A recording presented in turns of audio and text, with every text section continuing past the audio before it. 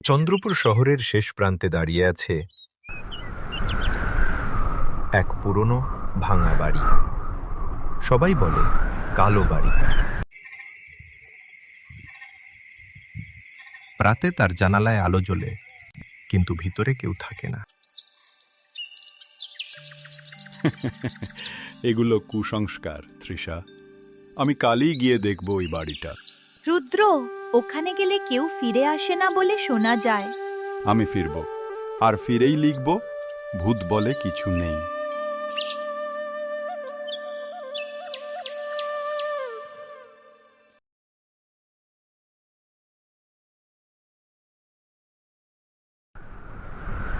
রুদ্র আর তৃষা পৌঁছে গেল কালো বাড়ির সামনে।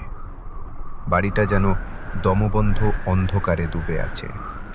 দেখছো, জানালাটা নড়ছে, কেউ যেন তাকিয়ে আছে। কেউ না, শুধু বাতাস। চলো ভিতরে।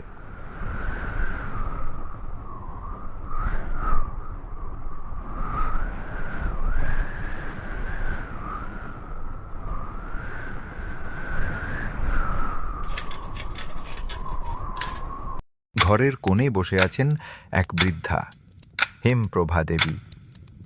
চোখ দুটি জ্বলে উঠছে প্রদীপের আলোয়। তোমরা কেন এসেছো এখানে? আমি সাংবাদিক। শুনেছি এই বাড়ি নিয়ে গুজব আছে। আমি সত্য জানতে চাই। সত্য জানতে চাইলে প্রস্তুত থেকো, কারণ জানলাটা একবার খোলা হলে কেউ আর বন্ধ করতে পারে না।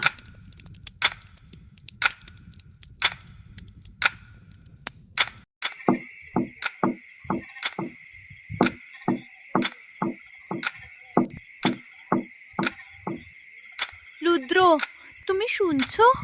কেউ জানালায় আঙুল ঠুকছে। শান্ত হও, হয়তো ডাল পড়ছে। ফিরে যাও, ফিরে যাও। কে ওটা? টর্চের আলো জানালায় পড়তেই দেখা গেল এক মেয়ের মুখ, আধখানা জানালার বাইরে ঝুলছে।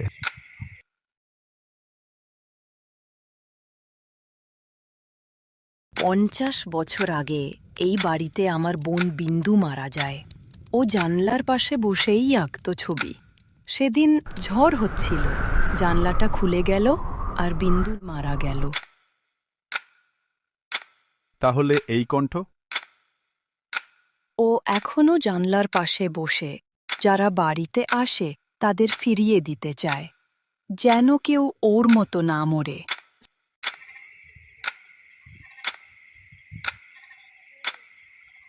রুদ্র এখন একা।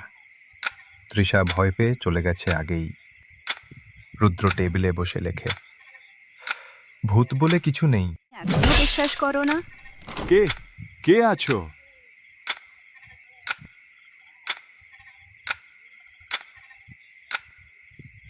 আমি ফিরে আসতে চেয়েছিলাম, কিন্তু কেউ জানালাটা বন্ধ করেনি।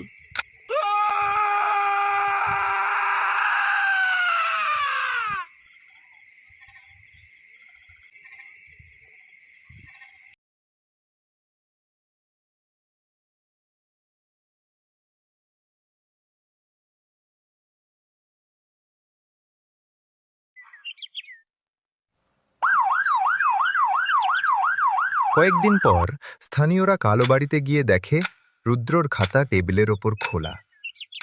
শেষ লাইনটা লেখা, সে সত্যিই আছে।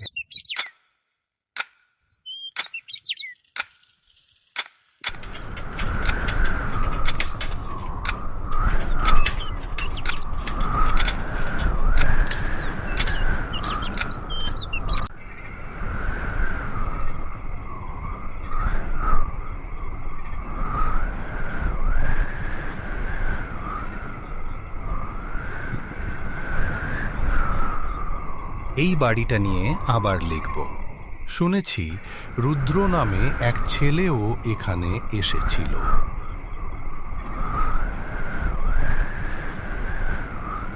কালো বাড়ির জানালা আবার খুলে গেল, আর ভিতর থেকে কেউ ধীরে বলে উঠল, আরেকটা গল্প শুরু হলো।